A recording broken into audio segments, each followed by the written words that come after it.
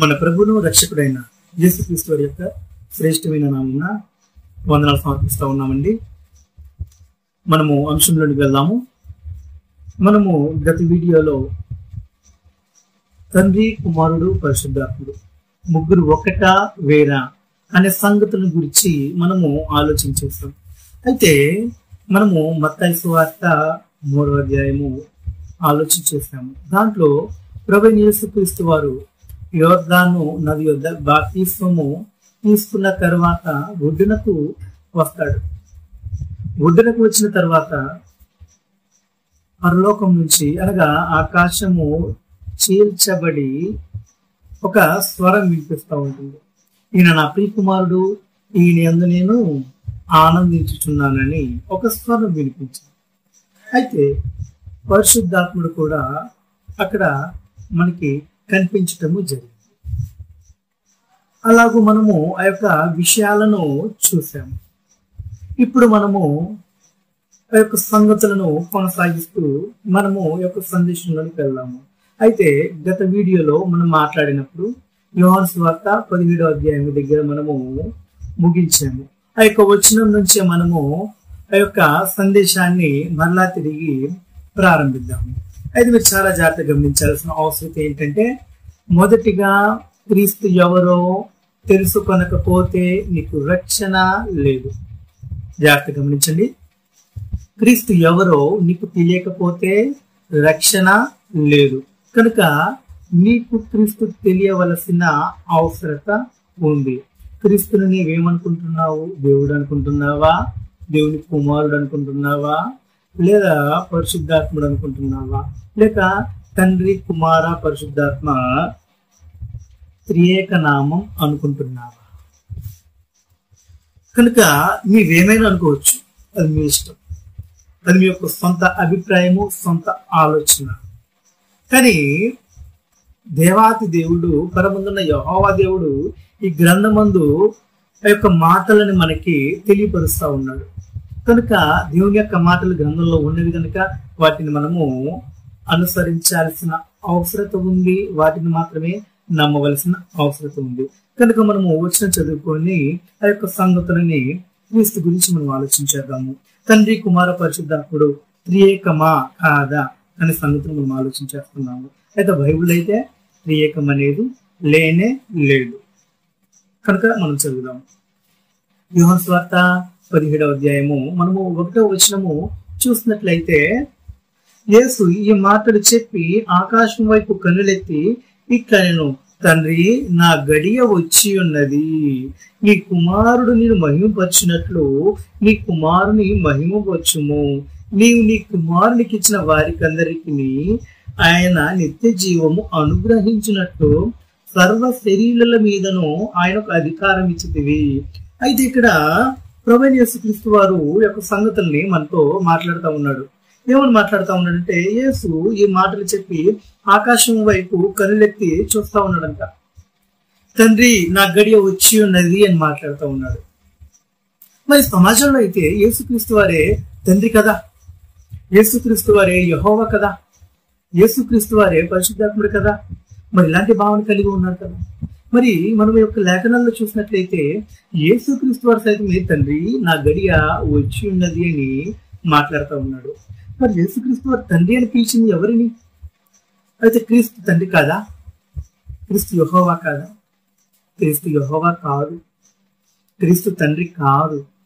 క్రీస్తు యెహోవా కాదు గనకనే, క్రీస్తు తండ్రి కాదు గనకనే మనకి ఇక్కడ లేఖనములలో క్రీస్తు ఎవరో వేరొకరిని తండ్రి అని మాట్లాడటం జరిగింది.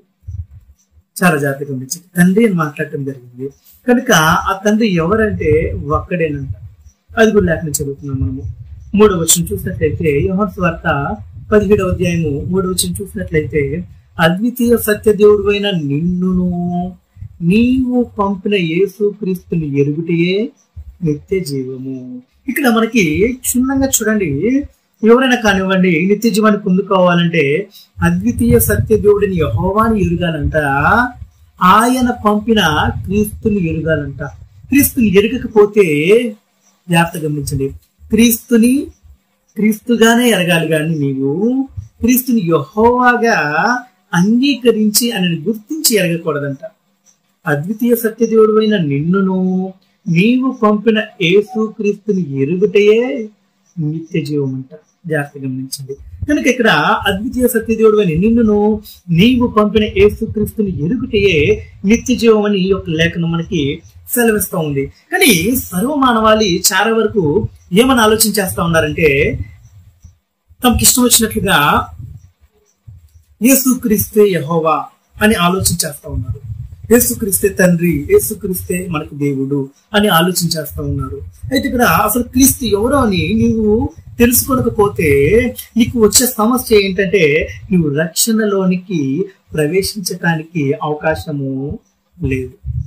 అందుకే ఇక్కడ తెలియచేస్తా ఉన్నాడు, అద్వితీయ సత్యదేవుడైన నిన్నును నీవు పంపిన యేసుక్రీస్తుని ఎరుగుటే నిత్య జీవము. ఈ యొక్క వచనాన్ని పదే పదే ఎందుకు చెప్పడం జరుగుతుందంటే, నీవు పంపిన యేసుక్రీస్తుని ఎరుగుటయే నిత్య జీవం అంట.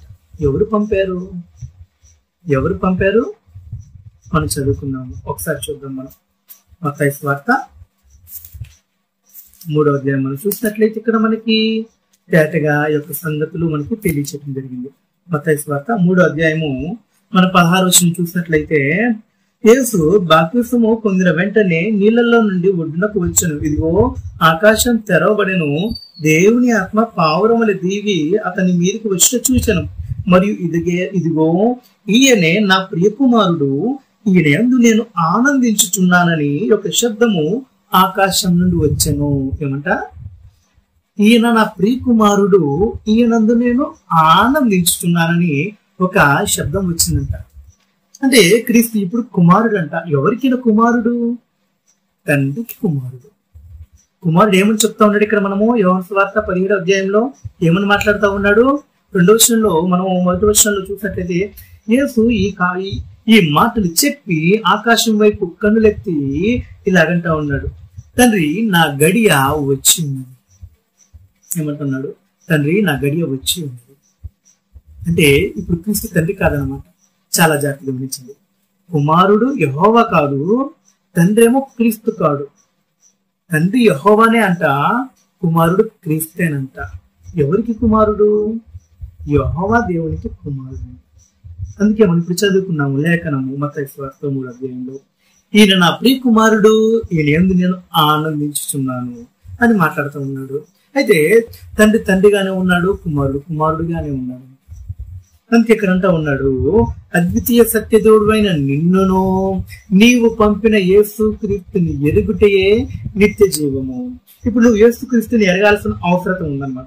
చాలా జాగ్రత్తగా గమనించండి. మీకు ఎందుకని ఈ యొక్క పదాలని పదే పదే మరలా తిరిగి మాట్లాడటం జరుగుతూ ఉందంటే, ఈ యొక్క సంగతులు వినే కొద్దీ, అంటే పదే పదే ఒక మాటని విని ఎడల అర్థం చేసుకోవడానికి సులభంగా ఉంటుందనే ఉద్దేశంతో ఒక పదాలని వివరముగా తెలియచేయటము జరుగుతున్నది.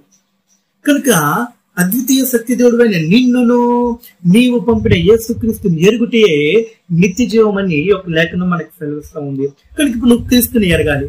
మరి క్రీస్తుని నీవు క్రీస్తుగా ఎరిగేవా?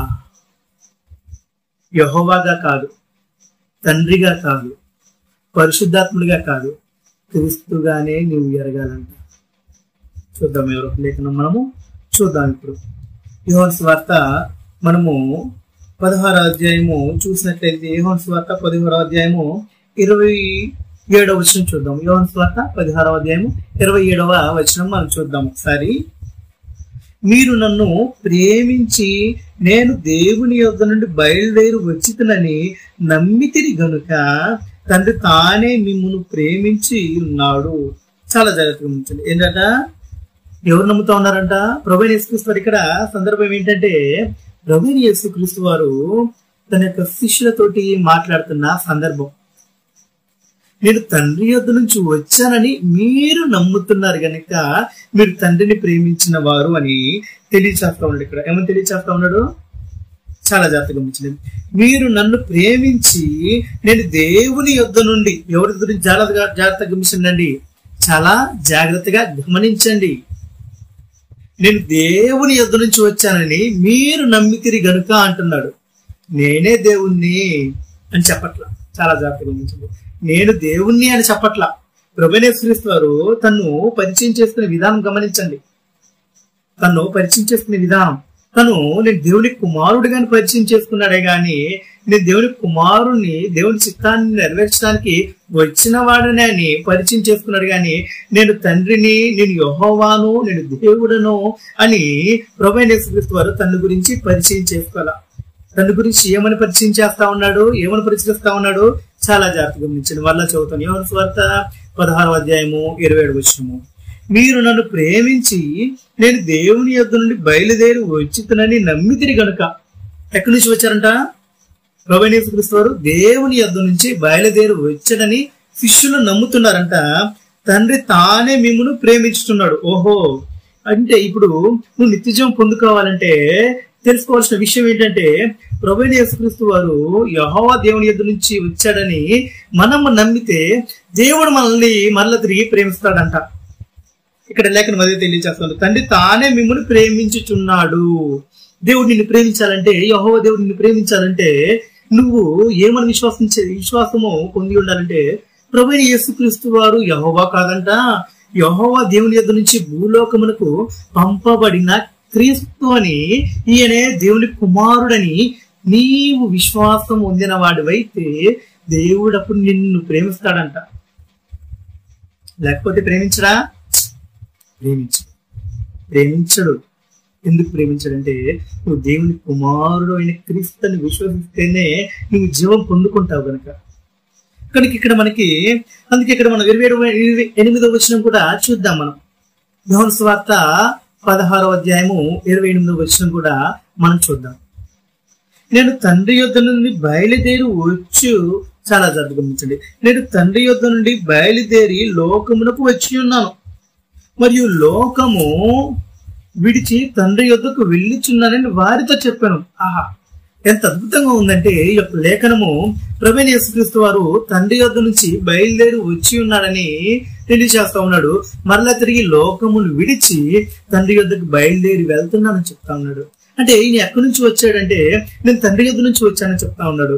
ఎక్కడికి వెళ్తున్నానని అంటే నేను తండ్రి యొద్దకు వెళ్తానని చెప్తా ఉన్నాడు. కానీ నేనే మీ తండ్రిని, నేనే మీ యెహోవాను, నేనే మీ పరిశుద్ధాత్ముని అని ఏకవాదనని ప్రభువైన యేసుక్రీస్తు వారు ప్రస్తావించట్లా. త్రియేక వాదకులారా,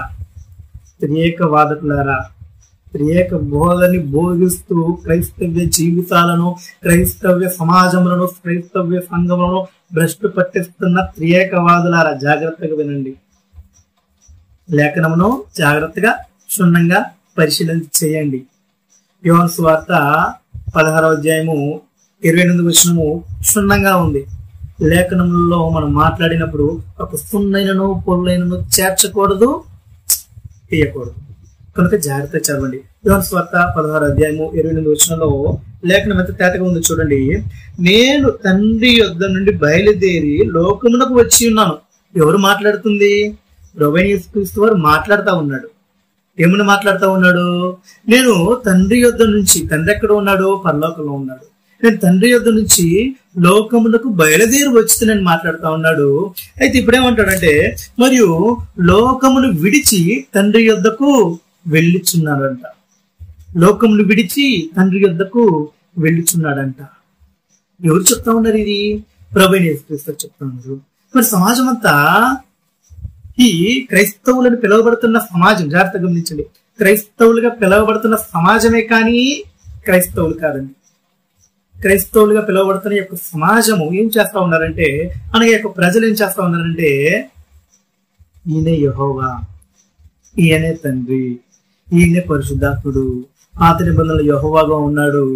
మానవులు పాపం చేయటం వలన ఆయన పరలోకం నుంచి భూలోకానికి దిగి నరావతారాన్ని ఎత్తాడు, మరణించి పునరుత్థానుడయ్యి పరిశుద్ధాత్ముడిగా మారాడు అనే ఒక త్రిత్వవాదన చేస్తా ఉన్నారు. ఏం చేస్తా ఉన్నారు? త్రిత్వవాదం చేస్తా ఉన్నారు. కనుక త్రిత్వవాదం చేసేవారు ఏం చేస్తారంటే తండ్రి నీవు నేను ఏకమైనలాగున్నా అని మాట్లాడుతూ ఉంటారు అనమాట. ఏకం అనేది మాట్లాడుతూ ఉంది దేని గురించి అంటే పని విషయమే కానీ వారు ముగ్గురు ఏకమై ఉన్నారని కాదండి. చాలా జాగ్రత్తగా గమనించినట్లయితే పని విషయమే కానీ ముగ్గురు ఏకమై ఉన్నారని కాదు. కనుక అందుకే ఇక్కడ మనకి లేఖనం మనకి తేటగా తెలియజేస్తా ఉంది. కనుక మనము ఒకసారి లేఖనం చదువుకుందాము. మనము యోహాను సువార్త 17వ అధ్యాయమే చూసినట్లయితే మనము 24వ వచనం చూద్దాము. యోహాను సువార్త 17వ అధ్యాయం 24వ వచనం చూసినట్లయితే, తండ్రి నేనెక్కడ ఉందనో అక్కడ నీవు నాకు అనుగ్రహించిన వారును నాతో కూడా ఉండవలనని, నీవు నాకు అనుగ్రహించిన నమా మహిమను వారు చూడవలనని కోరుచున్నాను. జగత్తు పునాది వేయబడక మునిపే నీవు నన్ను ప్రేమించితివి. నీతి స్వరూపుడవగు తండ్రి. చాలా జాగ్రత్తగా గమనించండి. యేసుక్రీస్తు వారు మాట్లాడుతున్న మాటలు అండి అవి. యేసుక్రీస్తు వారు మాట్లాడుతున్న మాటలు అవి. తండ్రి అని మాట్లాడుతూ ఉన్నాడు. తను తాను తండ్రి అని ఎవరు కూడా అనుకోడు, ఎవరు కూడా మాట్లాడు. తనకు తాను తండ్రి అని అనుకుంటే అది భూతపదంగా మారుతుందండి. భూతపదంగా మారుతుంది. అవునా కాదా?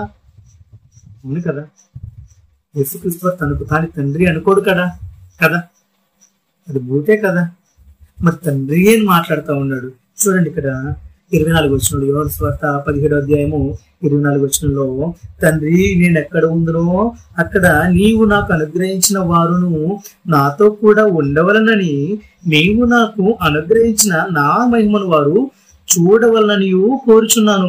జగత్తు పునాది వేయబడక మునిపే నీవు నన్ను ప్రేమించితివి. యెహోవా దేవుడు క్రీస్తుని ప్రేమించాడంట. ఎప్పుడు? జగత్తు పునాది వేయబడపుగా మునిపేనంట. 25వ వచనంలో మాట్లాడుతా ఉన్నాడు, నీతి స్వరూపుడవగు తండ్రి అంటున్నాడండి. ఎవరిని? యెహోవా దేవుడు. నీతి స్వరూపుడవు తండ్రి, లోకము నిన్ను ఎరుగలేదు. అది సంగతి. నీతి స్వరూపుడవు తండ్రి, లోకము నిన్ను ఎరుగలేదంట. నేను నిన్ను ఎరుగుదును. నీవు నన్ను పంపితవని వీరెరిగి ఉన్నారు. నీవు నా యందు ఉంచిన ప్రేమ వారి యందు ఉండునట్లును, నేను వారి యందు ఉండునట్లును వారికి నా నామము తెలియజేసేదని, ఇంకను తెలియజేసేదనని చెప్పాను. ఎంత అద్భుతంగా మాట్లాడుతున్నారు చూడండి. లోకమంతా తండ్రిని ఎరగలేదంట. మరి తండ్రిని లోకం ఎరగనప్పుడు మరి తండ్రి పంపించిన కుమారుని లోకం ఎలా ఎరుగుతుంది? కష్టం కదా. నువ్వు తండ్రి నీకు తెలియనప్పుడు కుమారుడు ఎలా తెలుస్తాడు నీకు? అందుకే ఇక్కడ మనకి యోహాను సువార్త 17వ అధ్యాయము 3వ వచనంలో ఏమని తెలియచేస్తా ఉందంటే, అద్వితీయ సత్యదేవుడు అయిన నిన్నును నీవు పంపిన యేసుక్రీస్తుని ఎరుగుటయే నిత్య జీవము. ఒక్కరిని ఎరిగితే సరిపోదండి. అద్వితీయ సత్యదేవుడైన యెహోవా నీవే అని ఎరగాలంట. నీ ప్రియకుమారుడైన క్రీస్తుని కూడా ఎరగాలంట. అందుకే ఇక్కడ మనకు అంటా ఉన్నాడు 25వ వచనంలో, నీతి స్వరూపుడవగు తండ్రి, లోకము నిన్ను ఎరుగలేదు, నేను నిన్ను ఎరుగుదును. క్రీస్తు తండ్రిని ఎరిగాడు కాబట్టి తండ్రి అని పిలుస్తా ఉన్నాడు. నీవు నా యందు ఉంచిన ప్రేమ వారి యందు ఉండునట్లును, నేను వారి యందు ఉండునట్లును. చాలా జాగ్రత్తగా గమనించండి. నేను వారి యందు ఉండునట్లును వారికి నీ నామము తెలియజేసేదని, ఇంకను తెలియజేసేదని చెప్పాను. ఎవరి నామం తెలియచేస్తా ఉన్నాడంటే యేసుక్రీస్తు వారు. చాలా జాగ్రత్తగా గమనించండి. ఇక్కడ మీరు ఎవరి నామము? క్రీస్తు నామం కాదండి. యెహోవాని గురించి క్రీస్తు తెలియచేస్తా ఉన్నాడంట. మన తండ్రి ఉన్నాడు, ఆయన యెహోవా. నేను మీ తండ్రిని కాదు, సర్వమానవాళి పాపక్షమాపణ నిమిత్తము బలి అవ్వటానికి వచ్చిన గొర్రె పిల్లను నేను, క్రీస్తుని నేను. మీరు ఎదురు చూస్తే మెస్సయ్యను నేను. మీరు ఎదురు చూస్తే మెస్సయ్యను నేను. మెస్సయ్యన్నా క్రీస్తన్నా ఒకటే. చాలా జాగ్రత్తగా గమనించండి. అద్వితీయ సత్యదేవుడు అని నిన్నును నీవు పంపిన క్రీస్తుని ఎరుగుటే నిత్య జీవం అని అంటే, అద్వితీయ సత్యదేవుడు అని నిన్నంటే యెహోవా దేవుడు. నీవు పంపిన క్రీస్తు అంటే గ్రీక్ లో వచ్చేసరికి క్రిస్తోస్. గ్రీక్ లో క్రిస్తోస్. మనం హెబ్రూలో చూసుకుంటే మెషియా. హెబ్రూలో మెషియా. క్రిస్తోస్ అనే పదము మనము గ్రీక్ నుంచి తెలుగు తర్జుమా చూసుకుంటే క్రీస్తు, ఇంగ్లీష్ తర్జుమా చూసుకుంటే క్రైస్ట్. గ్రీక్ క్రిస్తోస్, ఇంగ్లీష్ క్రైస్ట్, తెలుగులో చూసేసరికి క్రీస్తు. అదే క్రీస్తు అనే పదాన్ని మనము హెబ్రూలో తీసుకుంటే అక్కడ పదము మెషియా. కనుక అద్వితీయ సత్యదేవుడు అయిన నిన్నును నీవు పంపిన మెస్సియా అదనమాట అక్కడ పదం. క్రిస్తోస్ అనే పదం అనమాట. గ్రీక్ లో తర్జుమైంది కనుక అక్కడ క్రీస్తు అని క్రీస్తు అనే పదాన్ని తర్జుమా చేశారు అక్కడ. అదే పదం అక్కడ హెబ్రూ నుంచి తర్జుమైనట్టయితే క్రీస్తుకు బదులుగా పదం అక్కడ మెస్సయ్యా అని ఉండేది అనమాట. చాలా జరుగుతుంది, మెస్సయ్యా అని ఉండేది అనమాట. కనుక ఇశ్రాయేలులు ఎదురు చూసేది ఎవరి కోసం? మెస్సయ్య కోసం. ఎవరు పంపిస్తాడు మెస్సయ్యని? దేవుడు పంపిస్తానని చెప్పాడు మెస్సయ్యని. యూదా వంశంలో నుంచి పుట్టిస్తా అన్నాడు మెస్సయ్యని. కనుక అందుకే అంటా ఉన్నాడు, అద్వితీయ సత్యదేవుడువైన నిన్నును నీవు పంపిన ఈ మెస్సయ్యను ఎరుగుటయే నిత్య జీవము. అది అక్కడ వాయబడిన పదము. అద్వితీయ సత్యదేవుడువైన నిన్నును నీవు పంపిన క్రిస్తోస్ లేక మెస్సయ్యను లేదా క్రీస్తును ఎరుగుటయే నిత్య జీవము అంటున్నాడే గాని వేరొకటి అనట్లా. కానీ అపోస్తలులు నమ్మారంట, అద్వితీయ సత్యదేవుడు అని యెహోవా నమ్మారంట, యెహోవా పంపించిన మెస్సయ్యను నమ్మారంట. అవునా? అద్వితీయ మెస్సయ్యను నమ్మారంట. అందుకే ఇక్కడ అంటా ఉన్నాడు, యేసుక్రీస్తు వారు తన శిష్యులు యెహోవా దేవుని యేసుక్రీస్తు వారు ఏమని నమ్మారో తెలియచేస్తూ ఉన్నారు. యోహాను సువార్త 17:25 నీతి స్వరూపుడవు తండ్రి, లోకము నిన్ను ఎరుగలేదు, నేను నిన్ను ఎరుగుదును. నీవు నన్ను పంపితవని వీరు ఎరిగి ఉన్నారు. నీవు నా యందు ఉంచిన ప్రేమ వారి యందు ఉండునట్లును నేను వారి యందు ఉన్నట్లును వారికి నీ నామం తెలియజేసేదని ఇంకను తెలియజేసేదనని చెప్పాను. ఇది ఇంత స్పష్టంగా మనకి లేఖనాలు తెలియచేస్తా ఉంటే మీరు ఎలాగ అపార్థం చేసుకొని త్రియేకం దేవుడు అని చెప్పేసి సమాజంలోనికి క్రీస్తు ప్రభుని దేవునిగా, క్రీస్తు ప్రభుని తండ్రిగా, క్రీస్తు ప్రభుని పరిశుద్ధాత్ముడిగా ఈ యొక్క త్రియేక వాదకుల్లాగా ఎందుకు భ్రష్టు పట్టిస్తా ఉన్నారు? నేర్చుకోండి, క్షుణ్ణంగా చదవండి, ఊహలు మాట్లాడకూడదు. ఒకడు ఊహను బట్టి చెప్పటం వల్ల లేఖనంలో ఏ ప్రవచనం పుట్టదని మొదట గ్రహించుకునవలను అని లేఖనం ఉన్నది కదా, అది గుర్తురాదా మీకు? చాలా జాగ్రత్తగా గమనించండి. ఒకడు ఊహను బట్టి చెప్పుట వలన లేఖనములలో ఏ ప్రవచనము పుట్టదని మొదట గ్రహించుకునవలెను అని వ్రాయబడి ఉన్నది కదా. అది మీరు జ్ఞాపకం చేసుకోరా? ఎందుకు ఊహలు మాట్లాడుతూ ఉన్నారు? తప్పు కదా. మీరు అలాగా తప్పు బోధ చేయటం వలన త్రియేకం అనే త్రిత్వాన్ని తీసుకొచ్చి బోధ చేయటం వలన క్రైస్తవ్య విధానాన్ని, ఈ బైబిల్లో ఉన్న వచనములను మీరు ఎంత తప్పు పట్టిస్తున్నారో తెలుసా? మీలాంటి వారి వల్ల ఎంతమంది నిత్య జీవాన్ని కోల్పోతున్నారో తెలుసా మీకు? చాలా జాగ్రత్తగా ఆలోచించండి. మీరు పాడైందే కాక మీ బోధ వలన ప్రజల్ని మీరు పాడు చేసిందే కాక సమాజంలో యొక్క బోధ ఎంతో ప్రభావితం చేస్తా ఉంది. చాలా జాగ్రత్తగా గమనించండి. దేవుడు ఎవరో ఎరగాలి నీవు, క్రీస్తు ఎవరో ఎరగాలి నీవు, పరిశుద్ధాత్ముడు ఎవరో ఎరగాలి నీవు. మీరు ఎవరో ఎరగకపోతే నీకు రక్షణ దొరకటం అసంభవం.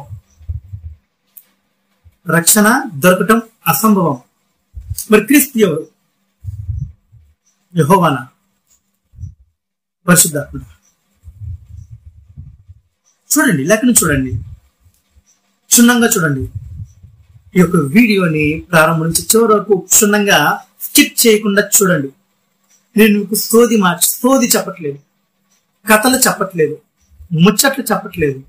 గ్రంథంలో ఉన్న వాస్తవమైన విషయాలని చూసుకోండి. మీ చేతిలో బైబిల్ ఉంటుంది, మీ వద్ద బైబిల్ గ్రంథం ఉంటుంది. నేను చెప్పిన లేఖనం అలాగ ఉందో లేదో పరిశీలించేసి నమ్మి సత్య మార్గంలోనికి నడవండి. చూడండి, ప్రభువైన యేసుక్రీస్తు వారు నేను కాదు బాబు, నేను కాక పరిశుద్ధాత్ముడు ఉన్నాడు, అలాగే యెహోవా దేవుడు కూడా ఉన్నాడు చూడండి అని ప్రభువైన యేసుక్రీస్తు వారు తెలియచేస్తా ఉన్నాడు.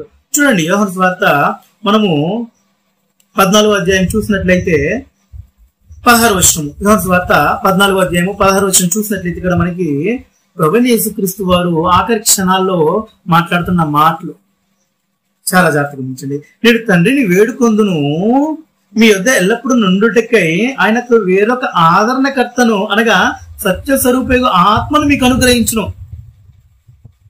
అది కాదంట, యెహోవా కాదంట, వేరొక అంటే థర్డ్ పర్సన్, మూడో వ్యక్తిగా ఉన్న అతను కనిపిస్తూ ఉన్నాడు. ఇక్కడ అందుకన్నాడు, నేను తండ్రిని వేడుకొందును. ఎవరు వేడుకుంటున్నారంట? యేసుక్రీస్తు వేడుకుంటున్నాడంట. ఎవరిని వేడుకుంటున్నాడంట? యెహోవా తండ్రిని వేడుకుంటున్నాడంట. ఏమని వేడుకుంటున్నాడంట? మీ యొద్ద ఎల్లప్పుడు ఉండుటకై వేరొక ఆదరణకర్తని మీ యొద్దకు పంపిస్తానంటా ఉన్నాడు. చదువుకున్న లేఖనము. నేను తండ్రిని వేడుకొందును, మీ యొద్ద ఎల్లప్పుడు నుండుటకై ఆయన వేరొక ఆదరణకర్తను అనగా సత్య స్వరూపకు ఆత్మను మీకు అనుగ్రహించును. ఏమని చెప్తున్నాడు ఇక్కడ? వేరొక కనురాడంట, యెహోవా దేవుడికి రాడంట, వేరొక ఆత్మని అనుగ్రహిస్తాడంట. కనుక ఇక్కడ మనకి పరిశుద్ధాత్ముడి గురించి ప్రభువైన యేసుక్రీస్తు వారు తెలియచేస్తా ఉన్నాడు. పరిశుద్ధాత్ముడి గురించి అపోస్తులకి నేర్పిస్తా ఉన్నాడు. అందుకే చెప్తున్నాడు 15వ వచనంలో, లోకము ఆయనను చూడదు, ఆయనను ఎరుగదు గనుక ఆయనను పొందనేరరు. మీరు ఆయనను ఎరుగుదురు, ఆయన మీతో కూడా నివసించును, మీలో ఉండును. అయితే నువ్వు పరిశుద్ధాత్ముడిని పొందాలి అంటే క్రీస్తు పరిశుద్ధాత్ముడు కాదు, యెహోవా పరిశుద్ధాత్ముడు కాదు, వీరిద్దరు కాకయే పరిశుద్ధాత్ముడు అనే థర్డ్ పర్సన్ ఉన్నాడని నువ్వు నమ్మితేనే పరిశుద్ధాత్ముడు నీ వద్దకు వచ్చి నివసిస్తాడంట. మరి త్రిత్వవాదులు, త్రియేక బోధకులు ఏం చేస్తా ఉన్నారు? యెహోవా పాత నిబంధనలో ఉన్నాడు, మనుషులు పాపం చేయటం వలన యెహోవాయే యేసుక్రీస్తుగా భూలోకంలో అవతరించాడు, మరణించి పునరుత్థానుడై పరిశుద్ధాత్ముడిగా మారాడని ముగ్గురు మొనగాళ్ళు అనే ఒక సినిమా విధానాన్ని క్రియేట్ చేస్తా ఉన్నారు. చాలా జాగ్రత్తగా గమనించండి. మన చిన్ననాటిలో చూసే ఉంటాము చిరంజీవి గారి యొక్క మూవీ ముగ్గురు మొనగాళ్ళని. హీరో ఒక్కడే, కానీ ఆ సినిమాలో పాత్రలు హీరోని 3 పాత్రలను వేస్తాయి. అలాగా దేవుణ్ణి చిత్రీకరించారండి. ఎంత బాధాకరమైన విషయం అది కదా? చాలా బాధాకరమైన విషయం కదా. క్రీస్తుని క్రీస్తుగానే ఎరగాలంట, తండ్రిని తండ్రిగానే ఎరగాలంట, పరిశుద్ధాత్ముడిని పరిశుద్ధాత్ముడిగానే ఎరగాలంట, లేకపోతే పరిశుద్ధాత్ముడి యొద్దకి రాడంట. ఆ లేఖనం మనకు అలాగే తెలియచేస్తా ఉంది. ఇక్కడ చూడండి, కావాలంటే యోహాను సువార్త 14వ అధ్యాయము 17వ వచనంలో ఇక్కడ, లోకము ఆయనను చూడదు, ఆయనను ఎరుగదు గనుక ఆయనను పొందనేరదు. కనుక అయ్యా పరిశుద్ధాత్ముని గురించి నువ్వు ఎరగకపోతే పరిశుద్ధాత్మను నువ్వు పొందలేవంట. చూడండి, మీరు ఆయనను ఎరుగుదురు, ఆయన మీలో కూడా నివసించును, మీలో ఉండును. కనుక నువ్వు పరిశుద్ధాత్మని ఎరిగితేనే, చాలా జాగ్రత్తగా గమనించండి, యేసుక్రీస్తు వారిని కాదు, యెహోవా దేవుని కాదు, పరిశుద్ధాత్ముని కూడా నువ్వు వెరగాలంట. పరిశుద్ధాత్ముడు కూడా నువ్వు వెరిగితేనే పరిశుద్ధాత్ముడు నీలో నివసిస్తాడంట. మరి అద్వితీయ సత్యదేవుడు అయిన నిన్నును నీవు పంపిన యేసుక్రీస్తుని ఎరుగుటయే నిత్య దీవెని చెప్పిన యేసుక్రీస్తు వారే, ఇదిగో నేను తండ్రిని వేడుకొందును, మీ యొద్ద ఎల్లప్పుడు ఉండుటకై వేరొక ఆదరణకర్తని మీ యొద్దకు పంపుతాను, ఆయన మిమ్మల్ని సరసత్తును నడిపిస్తాడు అని తెలియజేస్తా ఉన్నాడు. అయితే ఆయనని మీరు ఎరగరు, కానీ మీరు ఎరిగి ఉన్నారు. ఎవరైతే ఎరిగి ఉంటారో వారి యొద్దకు వచ్చి పరిశుద్ధాత్ముడు నివసిస్తాడు అని ప్రభువైన యేసుక్రీస్తు వారు తెలియజేస్తా ఉన్నాడు. మరి పరిశుద్ధాత్ముడు నువ్వు ఎరిగితేనే ఆయన యొద్ద నివసిస్తాడంట. మరి పరిశుద్ధాత్ముడు అంటే తెలియలా, యేసుక్రీస్తు అంటే తెలియలా, యెహోవా దేవుడు అంటే తెలియలా. త్రియేకం త్రియేకం త్రియేకం త్రియేకం. అదేంటి అని అంటే, ఒక కోడిగుడ్డు తీసుకొచ్చి పైన పెంకు, లోపల తెల్ల సొన, లోపల ఎర్ర సొన ఉంది కదా, ఈ 3 ఏకమైన లేవా? ఒక కోడిగుడ్డు తోటి దేవుణ్ణి పోల్చేంత స్థితికి ఎదిగారా మీరు? ఎంత దౌర్భాగ్యులు! ఒక కోడిగుడ్డు తోటి దేవుని పోల్చే స్థితికి పెరిగారంటే ఎంత దౌర్భాగ్యత అంటది, ఎంత దారిద్రత అంటది. మానవుని యొక్క ఆలోచన ఎంత హీనమైన స్థితికి వెళ్ళిందో చూడండి. దేవుడు అంటే భయం లేదా? ఇది బైబిల్ గ్రంథం, దీనితోటి ఆటలొద్దు, దీనితోటి తమాషా చేయొద్దు. దేవుడు పరిశుద్ధాత్మతో రాయించిన గ్రంథం, ఒక సున్నైనలో పొల్లైనలో చేర్చకూడని గ్రంథం. బైబిల్ గ్రంథానికి భయపడిన వాడు, బైబిల్లో ఉన్న మాటలకి ఉన్నది ఉన్నట్టుగా మాట్లాడకుండా తమకు ఇష్టం వచ్చినట్లుగా మాట్లాడేవాడు దేవుని యొక్క ఉగ్రతకి పాత్రుడవుతాడని మనకి గ్రంథము సెలవుస్తా ఉంది. ఒక సున్నైనను పొల్లైనను తీసివేసిన చేసినా గాని శాపం వస్తుందంట, శాపగ్రస్తుడు అవుతాడంట, దేవుని యొక్క ఉగ్రతకి పాత్రుడు అవుతాడంట. కనుక మనము ఈ వీడియోలో ఇంతవరకు ఈ యొక్క సమాచారాన్ని మీకు నేను తెలియచేస్తున్నాను. దీనికి కంటిన్యూషన్ గా మిగిలిన సమాచారాన్ని మీకు నేను తెలియచేస్తాను. మీకేమైనా ఇంతవరకు మాట్లాడిన ఈ యొక్క సందేశంలో సందేహాలు ఏమైనా ఉంటే దయతో కామెంట్స్ రూపంలో తెలియచేయండి. అలాగే లింక్స్ లో నా యొక్క ఫోన్ నెంబర్ ని తెలియచేయడం జరిగింది. ఫోన్ ద్వారా కూడా మీరు కాంటాక్ట్ అయ్యి మీ యొక్క సందేహాలను అడిగి తెలుసుకోవచ్చని ప్రభుపేట మనవి చేస్తా ఉన్నాను. అయితే ఇప్పుడు మనం మాట్లాడుకున్న అంశం ఏంటంటే అద్వితీయ సత్యదేవుడైన నిన్నును నీవు పంపిన యేసుక్రీస్తుని ఎరుగుటే నిత్య జీవము, అలాగే నువ్వు పరిశుద్ధాత్మను కూడా ఎరగాల్సిన అవసరం ఉంది. వీరు ముగ్గురుగానే ఉన్నారు అనే సంగతిని నువ్వు ఎరిగితేనే నీకు నిత్య జీవం ఉంది. తండ్రి యెహోవా నువ్వు ఎరగాల్సిన పరిస్థితి ఉంది. ఆయన కుమారుడు క్రీస్తు నువ్వు ఎరగాల్సిన పరిస్థితి ఉంది. క్రీస్తు తండ్రి వద్దకు వెళ్లి పరిశుద్ధాత్మని పంపిస్తున్నాడనే ఎరగాల్సిన పరిస్థితి ఉంది. ఇలాగ ముగ్గురుగానే ఉన్నారని నువ్వు ఎరిగితేనే నీకు రక్షణ ఉంటదని లేఖనం మనకు సెలవుస్తుంది. కనుక ఈ సంగతులు మనం ఇప్పుడు నేర్చుకున్నాము. తర్వాత తదుపరి వీడియోలో ఈ యొక్క అంశానికి సంబంధించి కంటిన్యూషన్ గా మాట్లాడటము జరుగుతుంది. ఇంకను ఈ యొక్క విషయాలు ముగ్గురు ఒకటై లేరు, ముగ్గురు త్రేకమై లేరు, ముగ్గురు వేరుగానే ఉన్నారు అనే సంగతులను ఇంకా అనేకమైన లేఖనలతోటి మీకు రుజువు చేయగలుగుటకు దేవుడు నాకు ఆయుష్ను అనుగ్రహించమని, అలాగే జ్ఞానాన్ని అనుగ్రహించమని నేను వేడుకుంటున్నాను. మీరు కూడా శ్రద్ధ కలిగి విన్నందుకు క్రీస్తు పేరిట మీకు వందనాలు తెలియచేస్తా ఉన్నాను.